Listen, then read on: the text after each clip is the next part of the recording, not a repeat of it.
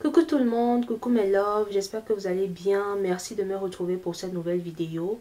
Dans cette vidéo, je vais parler d'un sujet sensible, d'un événement malheureux qui malheureusement s'est passé il y a environ 2 semaines et qui concerne la communauté des youtubeurs et des youtubeuses. Alors, il y a une youtubeuse qui était quand même assez connue ici sur YouTube, une youtubeuse française, je crois d'origine suisse, qui s'est donné la mort il y a 2 semaines, le 23 décembre, et qui apparemment subissait des harcèlements de la part de ses followers, que ce soit sur Twitter, sur YouTube et tout, bref, sur les réseaux sociaux. Donc, par respect pour le fait que cette personne vient de mourir, par respect pour le fait qu'elle ait des enfants, des proches et tout, je ne veux pas mettre sa photo dans ma vidéo. Le but, c'est pas en fait d'attirer, puisque c'est un sujet d'actualité, apparemment tout le monde en parle, les gens sont choqués, ils en parlent. Je veux pas qu'on pense que je fais cette vidéo pour m'attirer des vues, là n'est pas le but.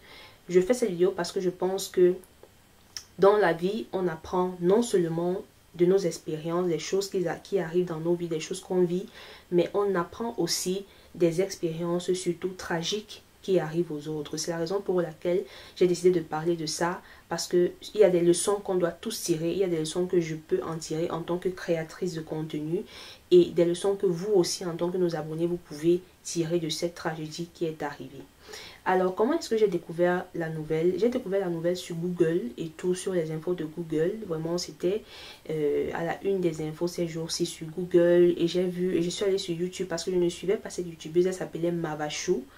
Je ne la suivais pas personnellement. Je l'ai découvert à cause de son suicide. J'ai vu beaucoup de vidéos où des gens vraiment ont fait la vidéo. Ils étaient tellement tristes. Ils dénonçaient beaucoup de choses. Alors, je vais dans cette vidéo avoir un avis vraiment très sincère, en espérant que ce que je vais dire ne va choquer personne. Voilà, je l'espère bien. On n'est pas obligé d'avoir le même avis. Alors, d'après ce que j'ai vu sur la chaîne de la regrettée, celle qui est morte et tout, elle publiait sa niche, comme on peut dire, son contenu principal, c'était vraiment sa vie privée. Elle publiait sur son intimité, sur sa vie de famille. Elle faisait des vlogs, elle était spécialisée dans les vlogs. Dans le vlog, pour celles qui ne connaissent pas, le vlog en fait, c'est une vidéo qui raconte tes journées, ce que tu fais, comment ça se passe en famille et tout. Elle publiait des vidéos à l'époque où elle filmait ses enfants. Elle avait 4 enfants, elle était mariée avec son conjoint à l'époque et tout. Donc elle racontait leur vie privée. Et d'après ce que j'ai lu, dans les analyses que j'ai lues sur certains youtubeurs, il semble que c'est en 2020 que vraiment les problèmes ont commencé à naître. Parce que après son divorce, parce que j'ai vu une vidéo sur YouTube où tellement ils exposaient tout, ils exposaient même, le jour même où elle s'est séparée avec son ex-mari, ils ont fait une vidéo pour annoncer qu'ils se séparent. Donc j'ai vu la vidéo et apparemment c'est à partir de ce moment-là que les problèmes ont commencé, parce que ils avaient une chaîne, elle et son conjoint, où ils publiaient du contenu, et quand ils se sont séparés, quand ils ont divorcé, chacun, l'ex-mari a créé sa chaîne où il parlait de ces choses, et elle aussi, elle avait sa chaîne. Donc c'est à ce moment que apparemment leurs followers se sont divisés. Certains étaient du côté de son mari, d'autres étaient de son côté. Donc ils parlaient de tout, ils faisaient des vidéos où ils parlaient de comment ils ont rencontré leurs avocats pour la garde des enfants, comment l'un a parlé mal de l'autre, avec tout ça l'appui des followers. Donc moi ce que je vais dire dans cette vidéo, c'est que on est dans une époque très dangereuse. Je comprends que aujourd'hui on est dans l'ère du digital, on ne peut pas se passer du digital. Mais je pense que même si on ne peut pas se passer du digital, on doit quand même avoir certaines limites. On doit faire attention à ce qu'on décide de montrer de nous aux gens. D'accord? On a tous des followers. Moi, en tant que follower, en tant que youtubeuse, pardon, j'ai des followers qui m'aiment, qui m'apprécient, qui aiment mon contenu, qui aiment voir ce que je propose. Je suis très contente de voir que ce que je partage ici sur ma chaîne puisse inspirer même seulement au minimum une personne, parce que c'est ça le but. Mais à un moment, il y a des types de contenus de mon point de vue qui peuvent être un couteau à double tranchant. Parce que quand on est sur les réseaux sociaux, déjà nous on s'expose en tant que youtubeur créateur de contenu, on met nos visages, on parle, on s'expose.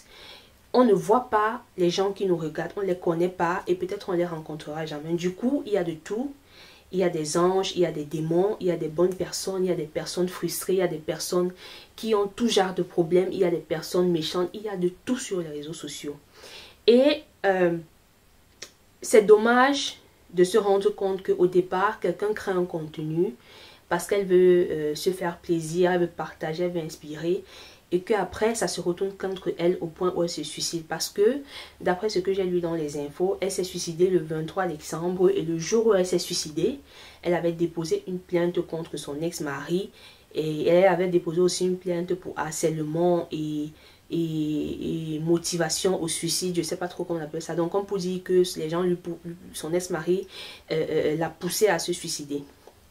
Moi, je pense que à un niveau, quand tu montres trop de ta vie aux gens, ça peut devenir un calvaire pour toi. Le fait de trop exposer, la surexposition, donc exposer tout de son intimité, vraiment peut amener à détruire sa propre vie. Quand tu es youtubeur, à un niveau, tes abonnés deviennent un peu comme une deuxième famille pour toi. Voilà. Ils s'intéressent à toi. Bon, certains te posent des questions. Moi, j'ai vu des youtubeurs, on leur pose des questions. Est-ce que tu es marié? Est-ce que tu es ceci? Ce sont des questions normales que les gens ne posent pas forcément parce qu'ils veulent être curieux. Mais c'est parce que les gens te voient de temps en temps, ils s'intéressent.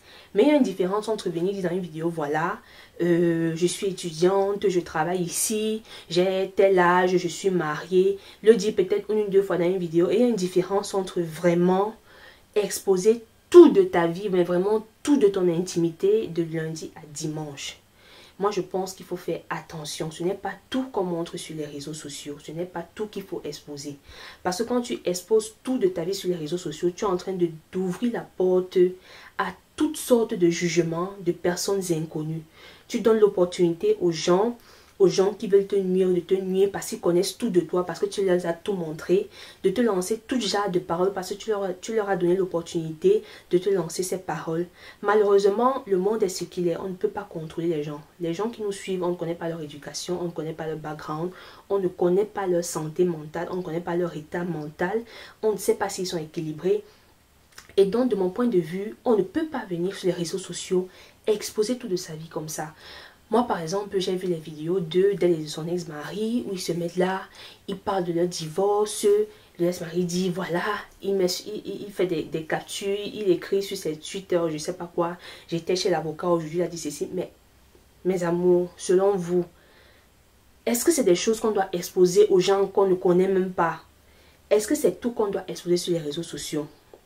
Je ne suis pas en train de justifier ce qui lui est arrivé, je suis en train d'être réaliste. Il s'agit ici de laisser l'émotion de côté et d'être réaliste face à la vie. Je pense que beaucoup de gens pensent qu'ils vivent dans Alice au pays des merveilles. Beaucoup de gens pensent qu'ils sont dans un monde je sais pas, beaucoup de gens vivent dans l'utopie. La vie est froide. Voilà, les gens vont rester, ils vont dire tout de toi. Il y a des méchantes personnes qui n'en ont rien à cirer. Ils vont te lancer les paroles, tu vas leur montrer toute ta vie. Ils vont prendre ça, te nuire avec, t'insulter avec. Parce que j'ai cru apprendre la pauvre qu'à un moment, quand elle s'est séparée avec son mari, les gens la traitaient de tout, de P. Et vous allez compléter les 3 autres lettres parce que je ne veux pas que cette vidéo soit censurée. On la traitait de P, on la traitait de tous les noms. On lui disait comment c'est une femme infidèle qui a trompé son mari. Et les gens ne se lèvent pas un matin pour inventer ça. C'est vous qui ouvrez la porte à ça parce que vous leur avez tout montré. Ce sont des choses que vous-même vous leur montrez. Et ils utilisent ces choses pour vous les lancer au visage pour vous faire mal. Et tout le monde n'a pas la force. Quand tu décides sur les réseaux sociaux d'avoir comme contenu ta vie privée, ta vie de famille, ou peut-être parce qu'il y a des gens qui aiment être inspirés par la vie de famille. Et surtout, elle exposait ses enfants. Quand vous allez sur sa chaîne actuellement, vous ne voyez plus ces vidéos parce qu'elle les a supprimées apparemment quand il y a eu trop de problèmes d'harcèlement et tout, les commentaires dégradants et tout. Et j'ai fait un tour sur son Instagram, il y a quelques photos de ses enfants, elle masquait dorénavant avec un cœur et tout. Mais c'est dommage parce que le fait était déjà fait, elle était déjà touchée psychologiquement. Et je pense que c'est quand elle a commencé à être touchée psychologiquement, à être atteinte vraiment par tous ces commentaires méchants, qu'elle s'est rendue compte que là, peut-être je dois faire stop, je ne dois plus exposer ma famille. Mais elle était déjà atteinte et il était trop tard. Donc, quand vous êtes faible psychologiquement, quand vous êtes fragile, quand vous êtes hypersensible, faites attention à ce que vous partagez parce qu'il y a des gens là-dehors qui n'ont pas de pitié. Je répète, il y a des bonnes personnes qui sont bien éduquées, qui ne prennent pas plaisir à faire du mal aux gens, qui savent qu'une parole peut détruire quelqu'un. Mais il y a des gens qui s'en foutent, qui savent qu'une parole peut détruire quelqu'un, mais ils peuvent vous les lancer au visage et ils s'en foutent. Et il y a aussi des personnes qui vous lancent des paroles au visage sans savoir que ces paroles vous affectent. Donc maintenant, dans tout ça, quand ces paroles vous arrivent sur le visage, quand tous ces mots, quand on vous accule à gauche, à droite, on vous dit de tout, toute votre vie est en train d'être décortiquée sur les réseaux sociaux, c'est vous qui allez souffrir. Les gens n'en ont rien à foutre. C'est ta vie que les gens vont décortiquer, tu vas rester chez toi, tu seras dépressif, tu seras stressé, tu vas souffrir seul. Et les gens seront de leur côté, seront en train de vivre leur vie. J'ai regardé par exemple sa dernière vidéo qu'elle a faite il y a 2 semaines. Et vraiment, ça se voyait qu'elle n'allait pas bien. Ça se voyait qu'elle était vraiment, elle était perdue. Elle était vraiment déboussolée. Ça se voyait qu'elle n'avait plus goût à la vie. Et même les vidéos qu'elle a fait 1 mois, et même quand vous regardez les titres dans ces vidéos, c'est toujours des titres tristes. Je n'en peux plus, j'ai mal, c'est de trop. On sentait vraiment quelqu'un qui ne se sent pas bien. Et moi de mon côté, je m'imagine avec le divorce, avec le problème de la garde des enfants, parce qu'apparemment elle et son ex étaient en train de se tirailler, les deux voulaient la garde des enfants. En plus, déjà c'est 2 choses qui ne sont pas faciles. Le divorce c'est quelque chose de très difficile à supporter pour certaines personnes. Il y a des gens qui ne surmontent pas les périodes de divorce. Le fait de devoir partager ses enfants, de savoir que bon, je n'aurai plus mes enfants à moi seul, je dois les partager et tout, ce n'est pas facile aussi. Et en plus de ça, être jugé et tout par des gens à qui tu exposais ton contenu parce que tu voulais être inspiré, ça fait vraiment mal. Si tu n'es pas fort mentalement, tu peux craquer. Voilà, et elle disait, et moi quand j'ai vu ces vidéos qu'elle a fait ces derniers mois, je me suis dit, mais tu ne vas pas bien. Pourquoi ne pas couper d'abord le lien avec les réseaux sociaux? Et c'est ce que je dis toujours, quand vous n'allez pas, les réseaux sociaux, nous qui produisons le contenu, et ça je m'adresse aux autres youtubeuses comme moi, vous ne devez pas vous laisser dominer par les réseaux sociaux. Les YouTube, Instagram, tout ça ne doit pas diriger votre vie. Il y a une vie sur les réseaux sociaux et il y a la vie réelle. Voilà, parce que tu ne peux pas rester et penser que tu vas venir trouver l'amour sur les réseaux sociaux. L'amour se crée, les relations se créent dans la vie réelle, les relations solides, cherchez d'abord à les avoir dans la vie réelle, avec les personnes proches, avec les personnes que vous savez que si quelque chose vous arrive, elles vont courir pour venir vous soutenir. Vos abonnés, même s'ils vous aiment, on a des abonnés partout dans le monde, j'ai des abonnés qui sont aux États-Unis, si quelque chose m'arrive dans la vie réelle, elles vont peut-être me dire, voilà, je suis touchée, compassion et tout, mais elles ne vont pas prendre l'avion pour venir m'aider, donc n'allez pas chercher l'amour virtuel, cherchez d'abord à construire des relations solides autour de vous. Quand vous avez une vie équilibrée, solide, vous ne cherchez pas l'amour de vos fans. Parce que quand tu vois ces vidéos, les dernières vidéos qu'elle a faites, elle était vraiment perdue. C'est comme si elle demandait de l'aide aux gens. Et les gens derrière leur écran ne peuvent pas vraiment comprendre comment tu te sens comme une personne qui est proche de toi. Et même s'ils comprennent, ils n'ont pas forcément le temps ou la patience pour t'accorder l'attention dont tu as besoin, l'aide dont tu as besoin. Donc voilà, moi je pense que c'est très dommage ce qui lui est arrivé. C'est très dommage qu'elle est arrivée au point où elle en avait marre. Elle était tellement à bout où elle n'a même pas... Où c'était tellement fort au point où elle a décidé de supprimer sa vie, de se suicider. Au point où même la présence de ses 4 enfants n'ont pas pu l'empêcher de se suicider. Et ça, c'est vraiment la chose qui me touche le plus. Le fait que ces enfants vont rester traumatisés à vie. Surtout que ça s'est passé pendant les fêtes de Noël. Ça sera vraiment un gros traumatisme pour ces enfants. Donc vraiment, je pense qu'on doit tous tirer les leçons de cette histoire tragique. Les réseaux sociaux, c'est fun, c'est bien. Mais il faut savoir faire usage des réseaux sociaux. Il y a les réseaux sociaux, il y a la vie privée. C'est 2 choses complètement différentes que beaucoup de personnes malheureusement mélangent aujourd'hui. Les gens pensent que les vues, les j'aime, les abonnés, c'est ça qui donne un sens à la vie. Non, ça fait plaisir, c'est agréable, c'est un moyen de partager sa passion, c'est un moyen de connaître d'autres personnes comme ça de façon brève et tout, mais c'est pas la vie réelle. Il y a une vie réelle et vous devez privilégier votre vie réelle à votre vie des réseaux sociaux. Et moi je me suis posé la question quand j'ai vu cette dernière vidéo, mais pourquoi ça se voit que tu ne vas pas bien, mais pourquoi tu continues à publier du contenu? Pourquoi ce besoin de toujours vouloir montrer, se justifier, même si comme elle a dit, elle vivait de YouTube? Mais à un moment, il faut privilégier sa santé privée, quitter tous ces réseaux sociaux, YouTube, Instagram, et privilégier ta santé privée. C'est ça qui est le plus important.